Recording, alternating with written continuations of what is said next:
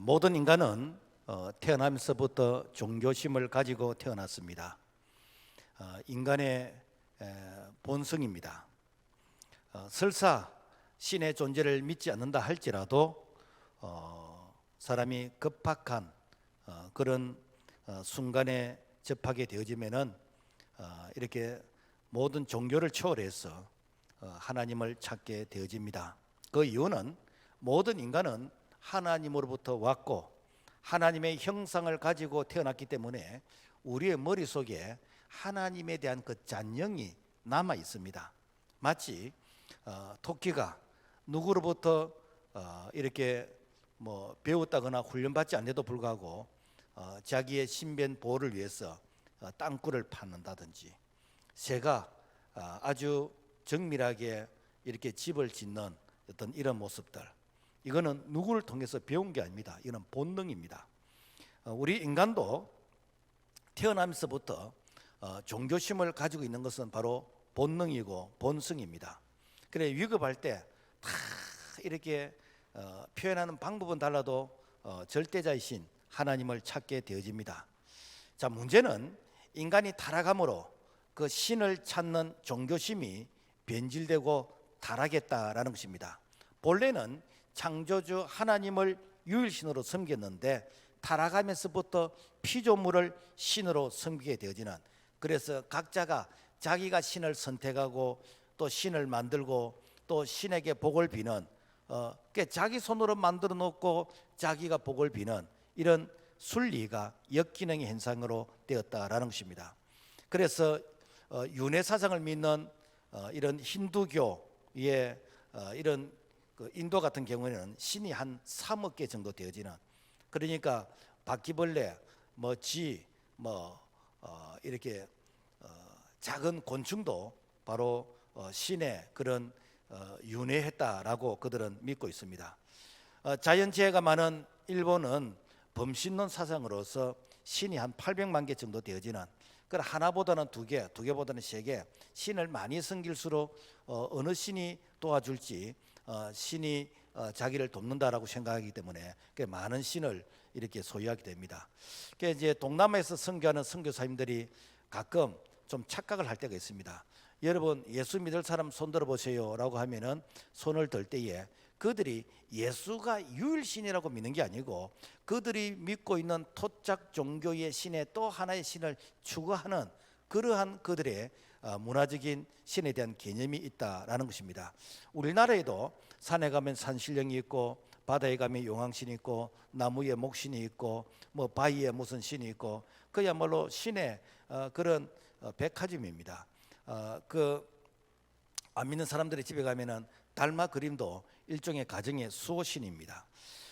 고대 아테네 도시는 그야말로 완전히 신의 그런 도시였습니다. 그래서 오늘 성경 본문에 보면은 아덴 사람들아 너희를 보니 범사에 종교심이 많도다. 내가 두루다니며 알지 못하는 신에게라고 새긴 단도 보았으니, 그러니까 이 아테네는 그야말로 이름이 있는 신도 있고 이름도 없는 무명의 신도 있고 그야말로 도시 전체가 그야말로 신전을 통해서 신의 그런 이렇게 백화점 같은 이런 모습이다라는 것입니다. 그래서 바울이 아덴 사람들아 내가 너희를 보니 너희들이 종교심이 많다, 이 말은 이렇게 칭찬하는 것 같지만 사실은 그들의 무지를 비꼬고 있는 그런 말이다라는 것입니다. 자, 그렇다면은 종교심은 무엇일까?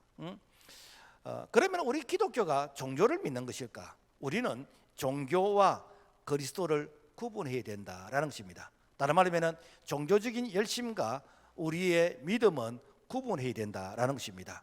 그럼 종교가 무엇인가?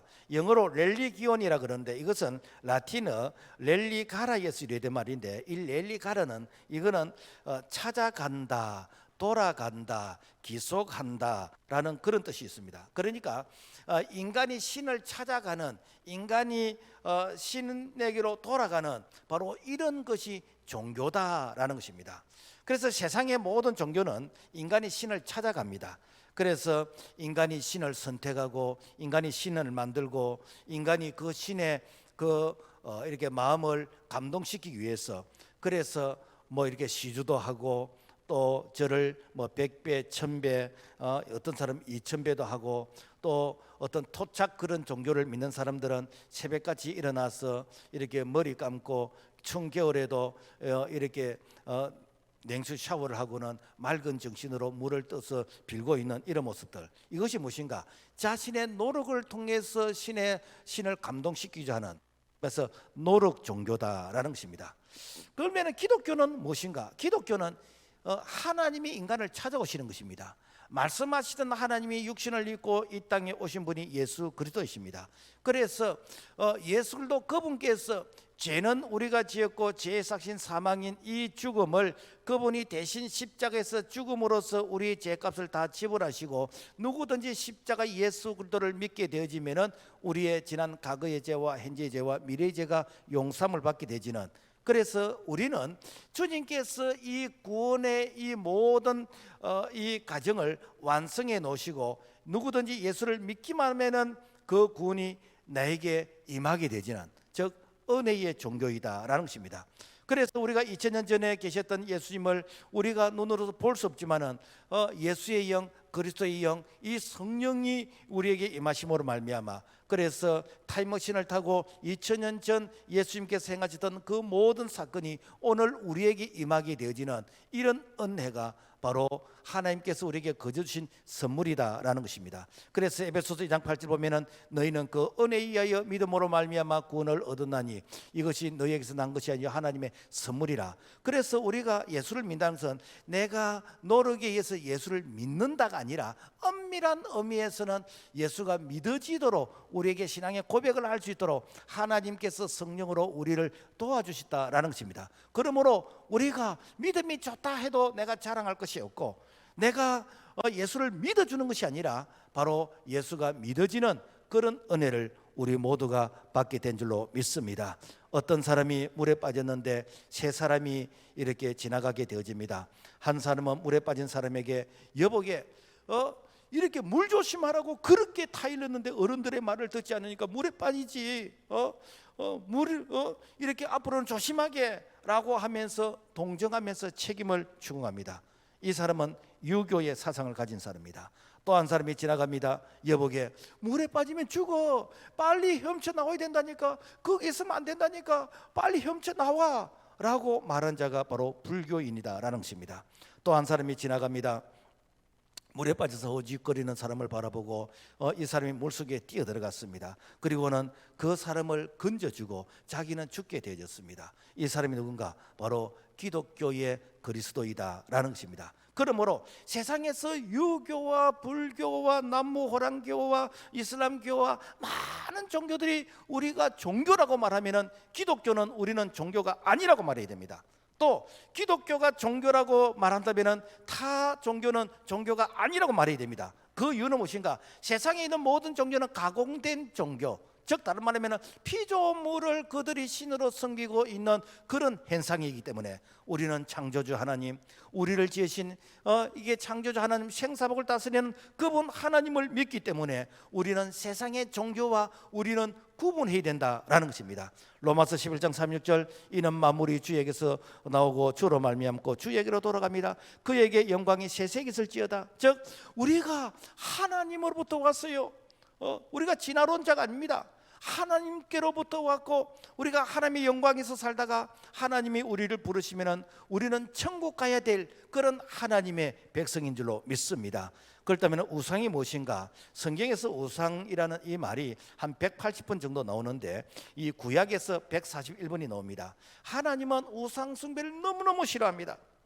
그래서 십계명의 이 출애굽기 20장 4절부터 이렇게 6절 말씀 보면은 너를 위하여 새긴 우상을 만들지 말고 어떤 형상도 만들지 말며 그것들에게 절하지 말며 그것들을 섬기지 말라. 나를 미워한 자의 죄를 갚되 아버지로부터 아들에게로 3, 4대까지 이르게 하거니와 나를 상하고 내 계명을 지키는 자에게는 1000대까지 은혜를 베푸느니라. 하나님은 우상 숭배를 너무너무 싫어하십니다. 여러분 생각해 보세요. 부모가 자식을 이렇게 낳아서 길렀는데 어느 순간 이 자식이 이렇게 집에 나무에게 나를 낳아주시고 길러주시고 나를 축복해 주시니 감사합니다 이렇게 하면은 그 부모가 볼 때 그 자식이 어떻겠습니까? 이 아이가 또라이가 미쳤나 뭐 이런 생각이 안 들겠습니까? 응? 여러분요, 이 우상 숭배는 하나님을 거절하는 것입니다.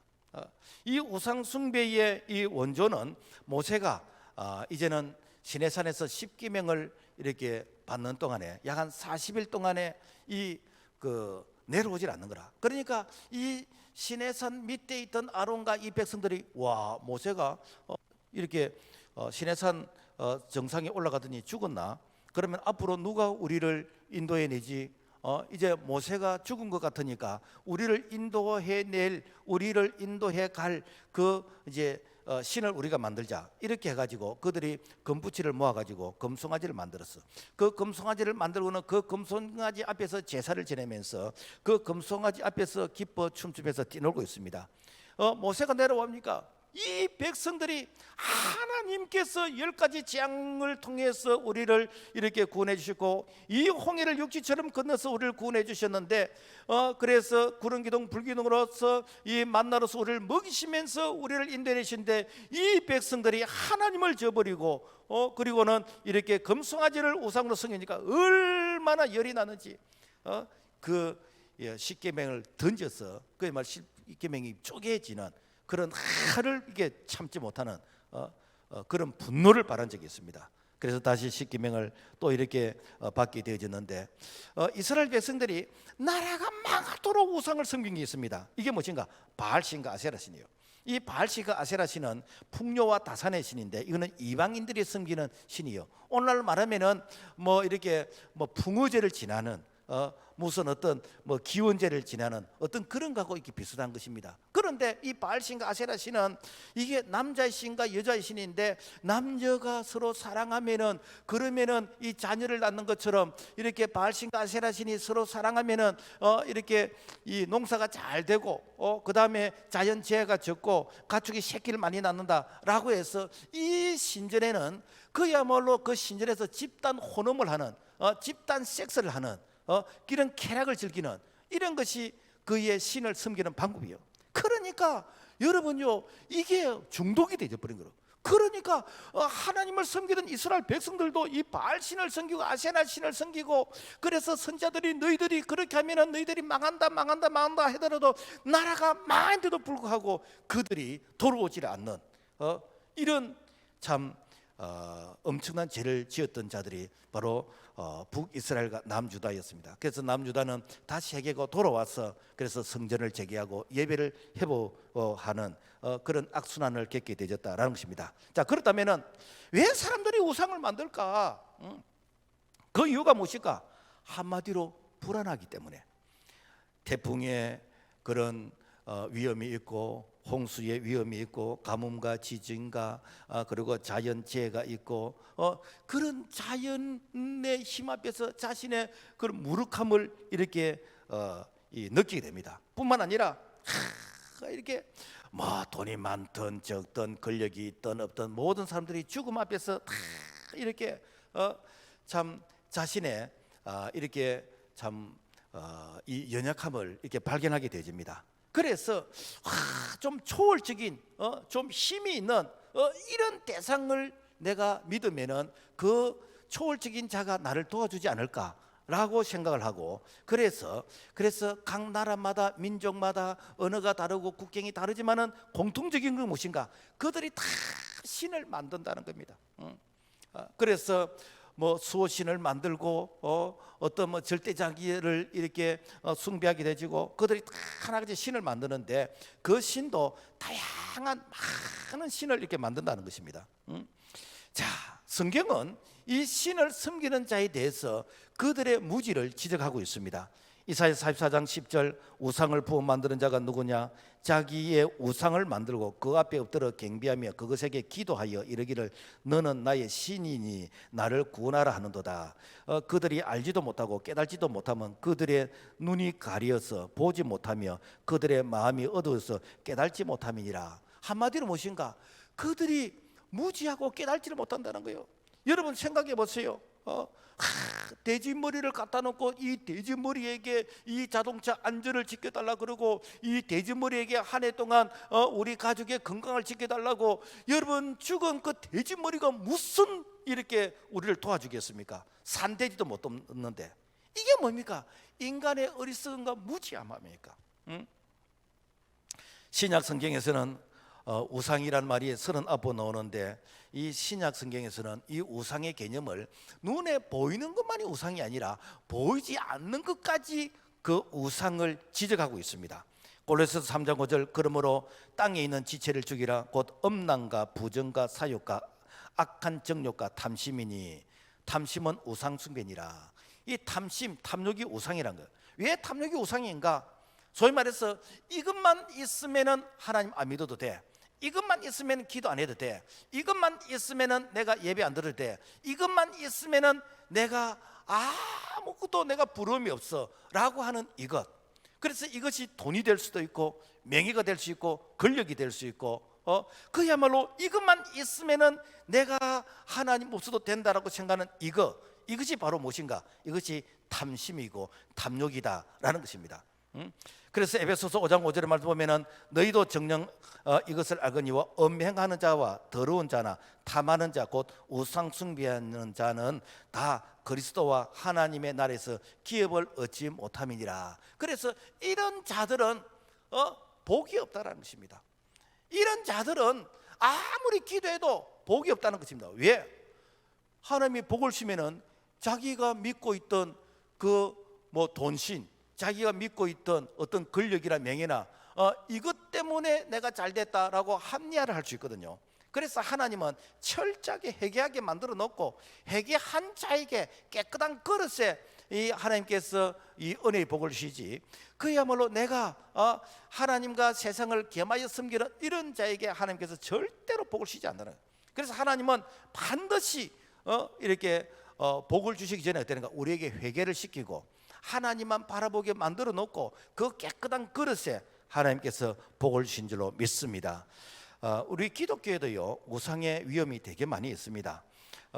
천주교 같은 경우에는요 이 마리아 상이 다 있어요. 그래서 천주에 가면 다 마리아 상이 뭐 지붕 위에도 있고 그다음에 그 성당 안에도 있고 또 이렇게 성당의 가장 좋은 곳에 이 마리아 상이 있고, 그래서 어떤 마리아 상에는 가보니까 이 촛불도 켜놔놓고 거기에서 이렇게 복을 비는 그런 모습도 들어보게 되어졌고, 그리고 이 러시아 정교회, 이 그리스 정교회 여기는 보면은 가끔 보면은 아주 화려한 옷을 입고 지팡이 같은 걸 짚고 있는 그런 분들 보잖아요.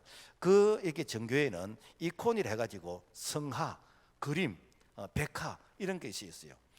우리는 이제 우리 주변에는 그런 문화가 없으니까 좀 보기 힘든데, 저 그리스나 러시아 이렇게 정교회 계통으로 가면은 벽에 이 성화 그림을 그려놨어요.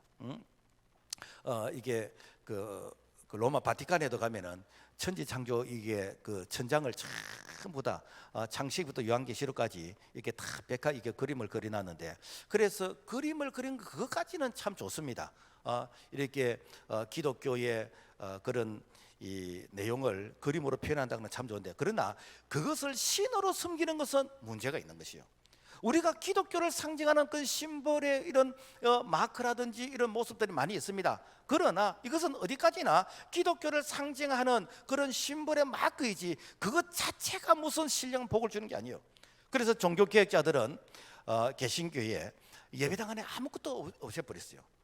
심지어는 이렇게 강대상의 십자가마저도 이것이 하나의 성도들에게 우상이 될 그런 위험이 있을 경우에는 십자가 자체도 없애버립니다. 왜 그런가? 사람들이 하나님 앞에서 복을 구하고 하나님께 기도해야 되는데, 십자가 저 자체가 무슨 어떤 신비한 어떤 능력이 있는 것처럼, 그래서 십자가 그 자체를 우상화할 그런 위험이 있기 때문에, 그래서 십자가 그 자체도 없애버리는 거예요. 사실은 우리가 이제 십자가는 상징의 의미지 그 십자가 자체가 무슨 어떤 큰 능력이 있는 건 아니거든요. 자, 무엇인가 하면은 하나님보다도 더 신뢰하는 것, 이것이 바로 우상이다라는 것입니다. 그렇다면은 그 우상이라는 것이 그러면은 어떤 이 조각이라든지 우리 내면의 어떤 탐욕이라든지 그것만 있는가? 아닙니다. 철학이나 어떤 사상도 우상이라는 것이죠. 그래서 바울이 이 아덴이란 이 도시, 아테네인데 이 아덴이란 이 도시가 보니까 신전도 많고 우상이 너무너무 많아.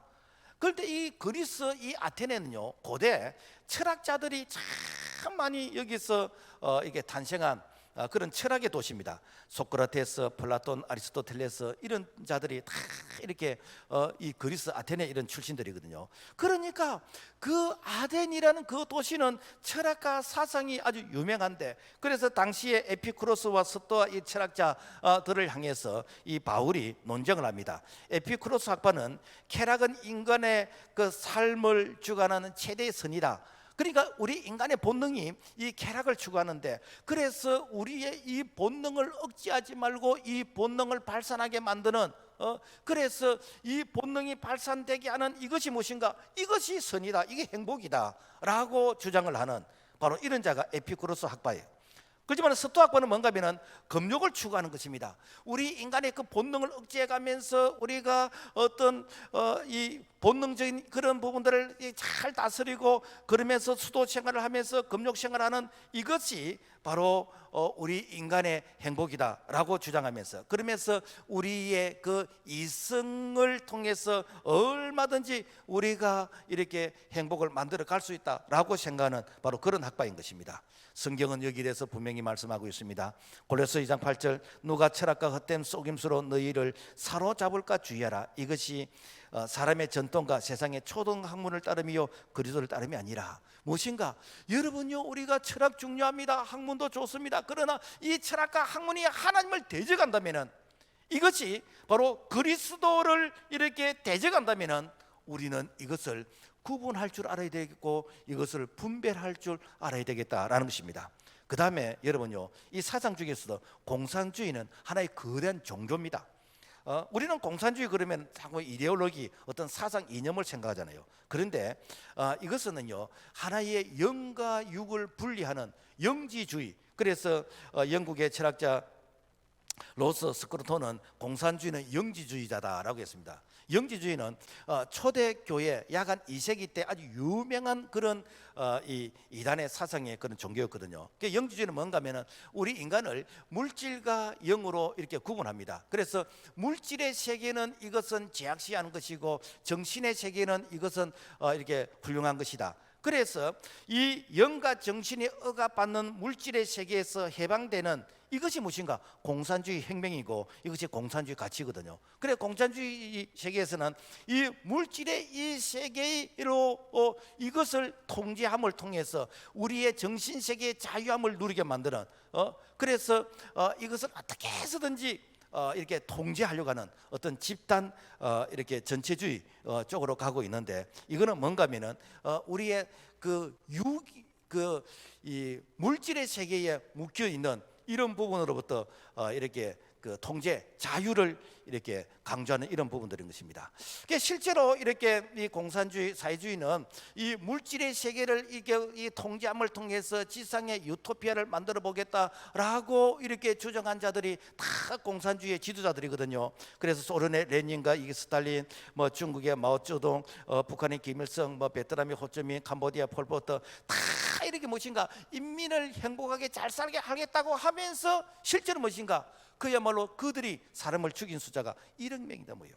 다른 말이면 우리 인간을 행복하게 이렇게 지상에 이 낙원으로 만들겠다 하면서 사람을 죽이는 거라. 왜 죽인가? 우리 인간을 물질로 생각하기 때문에. 이 물질은 무엇인가? 그야말로 이 진화론적인 관점에서 이 개와 돼지의 연장성향에서 우리 인간을 고등동물로 생각하니까, 그러니까 사람의 이 죽음에 대해서 전혀 양심의 가책을 크게 느끼지 않는, 그래서 이런 사상은 집단 체면에 걸려 있는 이런 부분입니다. 그러니까 여러분요, 오늘날 우리가 뭐 동성애라든지 우리가 이렇게 포괄적 차별 건비교 가운데서 우리가 수용할 수 없는 이런 그런 악법들이 많이 있거든요. 왜 이런 것을 만들고 있는가? 우리 인간을 그야말로 물질의 연장선상에서 생각하기 때문에 전혀 이렇게 양심의 가책을 느끼지 않는 사상적 종교다라는 것입니다. 여러분, 북한을 봐보세요. 북한은 1971년 주체 사상을 헌법에다가 이렇게 명문화했습니다.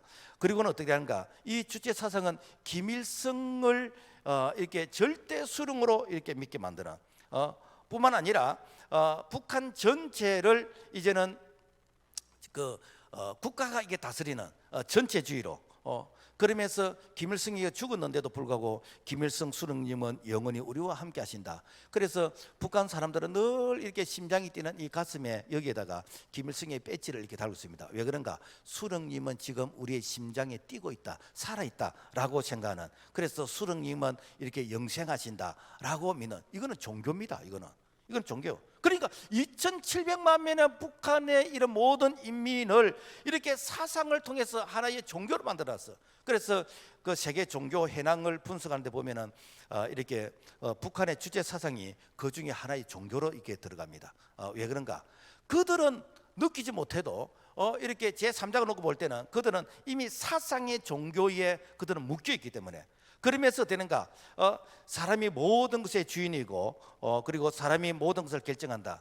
우리가 많이 들었잖아요. 사람이 먼저다. 이런 말 참 많이 들었잖아요.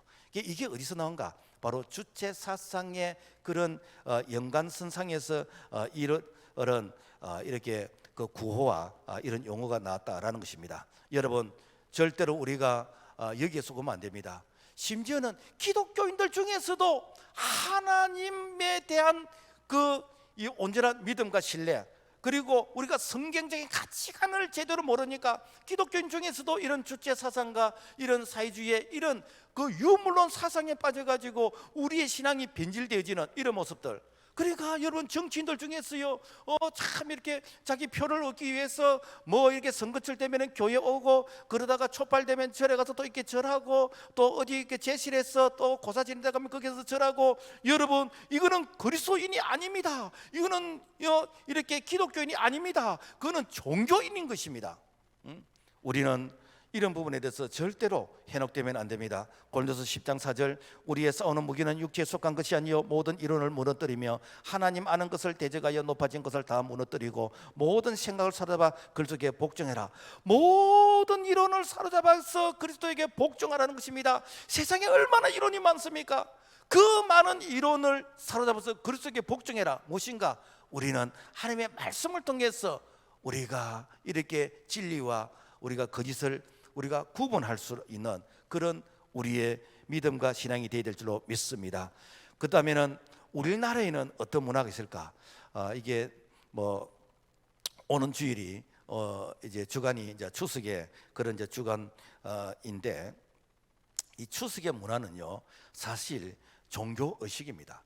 그래서 뭐 TV라든지 신문이라든지 인터넷 이런 데 보면은 이 추석의 명절을 이렇게 소개할 때 꼭 제사를 소개합니다. 그래서 조상님에게 뭐 햇가위를 곡식을 가지고 제사를 지내야 된다는 등등, 뭐 이렇게 이 제사상을 차리는데 얼마의 돈이 들고, 그다음에 제사상을 차리는 그 순서는 어떻고 하면서, 이게 우리나라 이 추석은요, 이게 명절은 다 이렇게 제사의 문화입니다. 여러분요, 원래 추석이 그 제사가 아니었어요. 우리나라의 추석은 사실 전통적으로 쭉 올라가면은 그 두레라는 게 있어요. 두레. 이게 그러니까 그 마을 사람들이 함께 모여서 같이 길쌈도 하고, 그 다음에 뭐 이렇게 밭도 매주고, 논도 이렇게 모내기도 하고, 뭐 논도 매고 하는 이런 공동체 그런 문화가 있었거든요. 그래서 이 모내기를 꺼내고, 그 다음에 가을 추수하기 전까지 이 여름 기간 동안에 옛날에 시골에서 특별히 할 일이 없었거든. 그럼 여름 동안 뭐 하는가? 길쌈을 하는 게 길쌈. 아마 우리 60대 이후에 그 어머니들은 그 이렇게 그 삼배 이 하는 거 뭐 이걸 다 할 겁니다. 그래서 여름철에 길쌈을 하는 거예요. 길쌈을 하는데 서로 길쌈을 이렇게 많이 하도록 위해서 선의의 경쟁을 하는 거라. 그래서 이쪽 마을 저쪽 마을 아니면 자기 마을 안에서도 서로 뭐 위쪽 마을 아래쪽 마을 이렇게 해가지고 길쌈을 해가지고, 그 길쌈을 누가 많이 했는가 이걸 이제 쭉 이렇게 나중에는 그 시합 내기를 하는데, 그래서 이 진 편은 이긴 편에게 이렇게 뭐 떡과 그 다음에 뭐 술과 이렇게 음식을 제공하면서, 그러면서 이렇게 마을 축제를 합니다. 그래서 이 마을 축제를 하면서 이제 곧 이어질 가을 추수를 이게 대비하는 이런 아주 아름다운 그런 문화였습니다. 그런데 이것이 유교 사상과 접목하면서 이것이 하나의 제사의 그런 문화로서 이것이 이제는 자리를 잡게 되어졌는데, 우리가 이 제사의 유래에 대해서 한번 생각해 봐야 되겠습니다. 이 제사는요, 원래 우리나라의 전통 문화가 아니에요. 이 제사의 문화는 BC 한 2070년경 중국의 공자 이전, 그러니까 하나라와 상나라 때에 이 훌륭한 황제를 섬기는, 황제를 이렇게 기념하는 그러한 일종의 기념일이었습니다. 그 기념일도 제사상을 차리는 그런 기념이 아니고, 우리가 뭐 안중근 의사, 무슨 어떤 뭐 이순신 장군 뭐 이렇게 할 때 그 훌륭한 분들을 기념하는 하나의 기념일이었는데, 그런데 이게 1200년경 중국의 주희 주자가 이것을 제사의 문화로, 성리학을 통해서 제사의 문화로서 이것을 이렇게 그러니까 이 성화를 시켰어요. 그래서 뭐 제사에 필요한 어떤 뭐 이렇게 그 위패나 신주 같은 이런 것도 모시게 만들고, 그래서 13세기 우리나라에서도 이렇게 성리학을 근거로 해가지고 그래서 사당을 짓게 되어지고, 이렇게 하다가 삼국시대 고려시대에 와서는 왕에게만 이렇게 제사를 지내는, 왜? 왕이 훌륭하다는 것이요. 그리고 나중에는 신하들과 백성들도 우리 조상도 훌륭하다라는 교육적인 그런 목적에서, 자, 너희들 훌륭한 분들은 이렇게 제사를 받는다, 너희들도 훌륭하게 살아야 된다라는 그런 교육적인 그런 목적에서 이렇게 제사를 지내게 되는데, 이것이 나중에는 하나의 어떤 종교로서 자리를 잡았어요. 그래서 조상신을 섬기면은 복을 받는다, 그러니까 조상을 잘 섬기면 복을 받는다라고 하면서 그 제사를 지내면서 충문이라든지 이제는 어떤 이 주문을 외우게 되지는, 여기까지 이렇게 발전하게 되어졌는데, 이것은 순수한 우리나라의 고유의 문화의 전통은 아니다라는 것입니다. 사실 불교에서 지내는 제사도 이게 불교의 고유의 문화가 아니에요. 이 불교는 사실 철학적인 이런 수도의 어떤 개념이지, 이 그 제사를 지내면서 49제를 지낸다든지 음식을 차리는 게, 이거는 그 나라의 토속 문화와 어떤 이제 이 혼합이 되어져서 후대에 생긴 것이지, 이게 순수한 불교의 이 전통은 아니다라는 것입니다. 성경은 우리에게 경고하고 있습니다. 골로새 10장 20절, 대저 이방인의 제사하는 것은 귀신에게 하는 것이요 하나님께 제사하는 것이 아니니 나는 너희가 귀신과 교제하는 자가 되기를 원하지 않으노라. 우리가 전통이건 문화이건 우리가 제사라는 그 자체는, 이것은 우리의 고유의 전통도 아니고 이것은 우리의 문화가 아닙니다.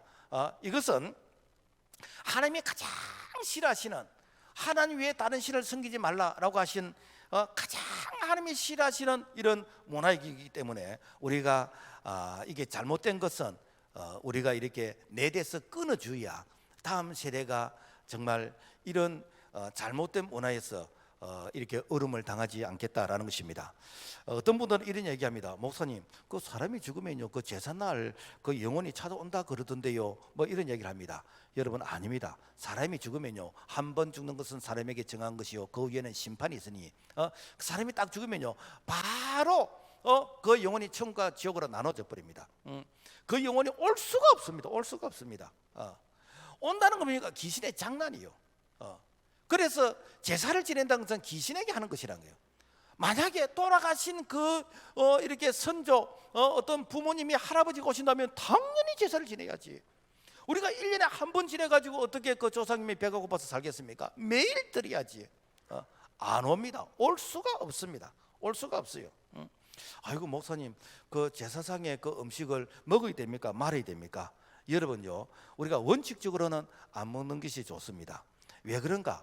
내가 믿음이 있어 나는 그 제사 그 신을 나는 인정하지 않는다라고 생각을 하고 내가 제사상의 음식을 먹는데, 그런데 옆에 있는 사람이 와, 저 사람 교회 다닌다 그러더니, 와, 저 사람 예수 믿다 그러더니, 와, 우리와 똑같이 제사에 참여하네 라고 하면서 그 사람의 마음을 시험들게 만들면은 사도 바로 나는 영원히 제사상에 있는 고기를 안 먹겠다 그랬습니다. 그래서 오늘 내가 그런 믿음의 자유함이 있다 할지라도, 내 양심에 끓이김이 있고 내 주변의 사람이 혹시라도 한 사람이도 오해가 있을 것 같으면 사도 바울이 영원히 고기를 먹지 않겠다고 했는데, 우리가 이렇게 제사를 멀리한다면은 우리가 음식도 멀리하는 것이 우리 신앙에 유익하다라는 것입니다. 그래서 데살로니가서 5장 22절 악은 어떤 모양이라도 버리라. 절대로 우리가 아닌 것은 아닌 것이지 적당하게 타협하다 보면은 나중에는 어떠는가, 내가 이것을 합리화시킬 수 있는 그런 위험이 있습니다. 자, 그러면은 우상 숭배를 하면 어떤 결과가 이루어지는가?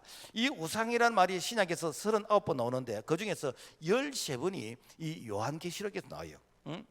요한계시록 15장 보면은 우상을 이긴 자들만이 천국에 간다고 했습니다. 다른 말로 하면은 이 우상을 숭배한 자는 절대로 천국 못 간다는 것입니다.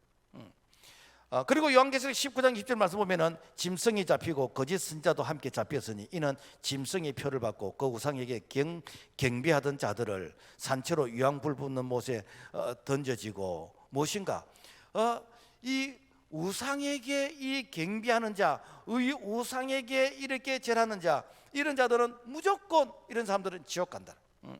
그리고 요한계시록 21장 8절 보면은 두려워하는 자들과 믿지 아니한 자들과 흉악한 자들과 살인자들과 음행하는 자들과 점술가들과 우상 숭배자들과 거짓말하는 모든 자들은 불과 용으로 타는 못에 던지니 이것이 둘째 사망이라. 무엇인가? 여러분요, 우리가 이렇게 육체적으로 심장이 멎는 이 죽음이 한번 죽는 것입니다. 그러나 이 우상 숭배자는 둘째 죽음이다. 둘째 죽음은 무엇인가? 영원한 지옥의 고통이 있는, 이것이 둘째 죽음이요. 그러니까 우상 숭배한다, 다른 말로 하면은 하나님의 자리에 우상을 섬겼던 그 자는 이 땅 위에서도 하나님의 기업의 복을 받지 못할 뿐 아니라 그리고 둘째 죽음, 영원한 고통이 있다는 거예요. 여러분요, 만약에 우상을 섬겨서 복을 받는다 그러면은 우리가 당연히 우상을 섬겨야 됩니다. 그런데 여러분요, 우리 민족이 언제 이렇게 복을 받았는가? 사실은 한 집에서 제사 7, 8개, 어떤 사람 집에는 뭐 10개 이상 제사를 지낸, 그때 세계에서 우리 민족이 가장 가난했습니다. 복음이 들어온 이후로부터 우상을 이렇게 정리하면서 이렇게 하나님을 섬기는, 그래서 기독교의 국가, 그래서 우리나라의 제1 종교가 기독교입니다. 986만 명, 그리고 이게 불교가 한 680만 명, 이 천주교가 한 460만. 그래서 복음이 들어온 이후로부터, 그때부터 이렇게 하나님께서 우리 민족에게 이렇게 복을 주셨다라는 것입니다.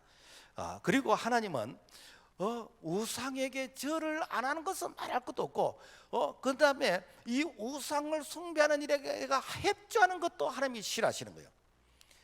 이명박 전 대통령이 교회 장로님이었습니다. 장로님이셨는데, 그런데 어떤 정치적인 어떤 그런 이 협상에서 그렇게 했는지는 모르겠는데, 불교에 그 템플 스테이, 소위 말해서 불교 수도관을 이렇게 지어주는 그런 일을 했습니다. 절에서 이게 수도관이 필요하면은 뭐 절에서 자기네들 예산을 가지고 하면 될 거 아닙니까? 우리가 이렇게 성전 건축하듯이 뭐 자기들이 템플 스테이를 이렇게 지으면 되는데, 이것을 국가에서 지어주고 국가에서 정부의 이 예산을 가지고 지원해주는 이 템플 스테이가 뭐 한 거냐면은, 절에 이렇게 여행 간 사람들, 외국인들이 우리나라 문화를 체험하고 싶다 그러면은 절에 가가지고 이 절에 이렇게 수양관 숙소를 만들어 놓고, 그러면서 이제 절에서 새벽 예불에 참석하고, 그 다음에 절에서 이렇게 수도 생활하는 일에 경험하는, 이것을 한국의 문화다라고 하면서 이것을 국가적으로 장려한 것이 이게 이명박 전 대통령이 한 겁니까? 하나님이 가장 싫어하시는 것이죠. 뭐 여기서 더 이상 설명은 하지 않겠습니다만은, 왜 장로님이 여러분 감옥에 있습니까? 하나님이 싫어하시는 걸 하면은 여러분요, 절대로 하나님의 은혜가 임하지 않습니다.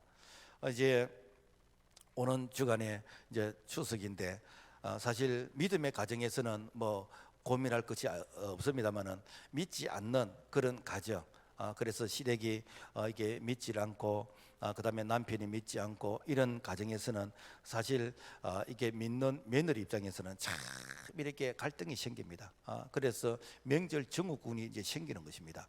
그래서 내가 가서 이렇게 뭐 절을 해야 되느냐 말아야 되느냐, 그리고 뭐 절만 안 하면 되지, 그러면서 내가 뭐 음식은 내가 만들어야 안 되겠나라고 하는데, 여러분요, 기도하십시오.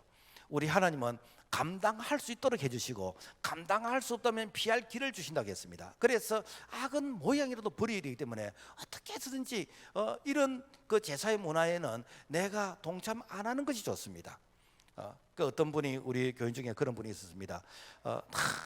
뭐 이렇게 명절만 다가오면은 이게 완전히 고문 당하는 같이 마음이 뭐 두근거리고, 그래서 막 기도하는데 꼭 명절만 되면은 애가 아프고, 그래서 병원에 입원해가지고 애 돌보고, 명절만 되면은 아파서 병원 입원하고, 그러다가 어느 순간에는 기도 빡세게 하고 이렇게 갔더니, 니는 교회 다니잖아. 교회 다니면서 니는 절하지 마라. 니 교회 다니잖아. 교회 다니는 사람들은 이렇게 제사 음식 안 먹는다 그러대 라고 하면서 면죄부를 주는 그런 일이 있었다라는 것입니다. 여러분, 여호수아 24장 20절 말씀 보면은, 만일 너희가 여호와를 버리고 이방 신들을 섬기면 너희에게 복을 내리신 후에라도 돌이켜 너희에게 화를 내리시고 너희를 멸하시리라. 무엇인가? 뭐 과거에 하나님께서 우리 가정에 축복하셨다. 그래서 과거에 축복했다는 그 사실 때문에 지금 내가 변질돼도 하나님께서 동일하게 축복 주시다, 절대 아닙니다. 우리 하나님은 절대로 이렇게 이 우상과 타협하는 이 부분들은 하나님께서 복을 주신 이유라도 다시 내가 너에게 복 대신 하를 주겠다라고 하시는 분이 하나님이시기 때문에 우리가 우상과는 절대로 이렇게 타협을 해서는 안 되겠다라는 것입니다. 그렇다면 우상 종교와 복음의 역할은 무엇인가? 이 우상 종교, 그러니까 우리가 자꾸만 이제는 어떤 조각한 어떤 그런 어떤 상, 아니면은 무슨 어떤 이렇게 고사를 지내고 제사를 지내고 이렇게 생각하는데, 사실 이런 것들이 전부 다 뭐냐면 사람 중심이거든. 사람 중심. 그러니까 오늘날 우리가 교회를 다닌다 할지라도 사람 중심의 인본주의는 이것은 무엇인가? 바로 하나님을 섬기는 게 아니고 우상 종교입니다. 이게 내가 중심이 되는 신앙생활, 신앙생활이라고 할 수 없겠죠. 종교생활이에요. 그래서 내가 교회 가고 싶으면 가고, 가기 싫으면 안 가고, 내가 하고 싶으면 하고, 하기 싫으면 하지 않고, 모든 게 내가 중심. 그러면서 사람들 눈치 보면서 내가 할까 말까 이런 부분들, 이거는 여러분요, 이거는 믿음이 아닙니다. 이거는 신앙생활이 아닙니다. 이거는 그야말로 자기의 종교생활입니다. 이것은 무엇인가? 사실은 자기가 이렇게 그야말로 신이 되어서 자기가 판단하고 결정하는, 이것은 바로 우상 종교의 자기 중심의 그런 대표적인 모습이다라는 것입니다. 자, 그렇다면은 복음은 무엇인가? 하나님 중심이요. 철저하게 하나님 말씀이 중심입니다. 철저하게 주님 피로 값주고 사신 교회가 중심입니다. 철저하게 보혜사 성령이 중심입니다. 아무리 이게 가정의 평화를 위해서 내가 내 한 사람 희생하면 되지, 가정의 평화를 위해서 내가 이게 잠시 이렇게 협조하고 나중에 회개하면 안 되겠나라고 생각하는데, 여러분 그렇게 할 수 있습니다. 그러나 하나님과 우리와의 신뢰의 관계는 깨지게 되는 것입니다. 그래서 여러분 이렇게 명절을 다가오고, 참 명절이 좋은 날입니다만은 이 명절이 우리에게 근심이 될 경우에는 여러분 오랫동안 기도하면서, 하나님 내가 이것을 믿음으로 이길 수 있도록 해달라고 기도 하고, 이길 수 없으면 피할 길을 달라고 하고, 그러면서 참 복음의 기회가 될 수 있도록 하나님께서 참 능력 가운데 역사해 달라고 기도로서 준비하는 것이, 이것이 바로 믿음의 사람의 바른 자세입니다. 말씀 맺겠습니다. 하나님을 기쁘시게 하겠습니까? 사람을 기쁘시게 하겠습니까? 이번 추석은 태풍이 온다는 그런 소식도 있고, 아직까지 코로나가 끝나지 않는 가운데서 조금은 약간 어수선합니다만은, 그럼에도 불구하고 우리가 하나님 앞에서 절대로 우리가 이렇게 범죄하지 않도록, 그래서 하나님을 기쁘시게 하는, 여호와를 기뻐하라, 저가 너 마음의 소원을 이루어 주신다고 했는데, 다 하나님을 기쁘시게 하는 그런 우리의 마음, 그리고 우리의 생활, 그리고 우리의 결단이 될 수 있기를 주님의 이름으로 부탁을 드립니다. 주님 감사합니다. 오직 하나님만이 만복의 근원 되시고 생사의 주관자이심을 믿습니다. 우리가 하나님만이 이렇게 영광을 받으시는 그런 우리의 신앙의 고백이 되도록 도와주시옵소서. 예수 이름으로 기도합나이다. 아멘.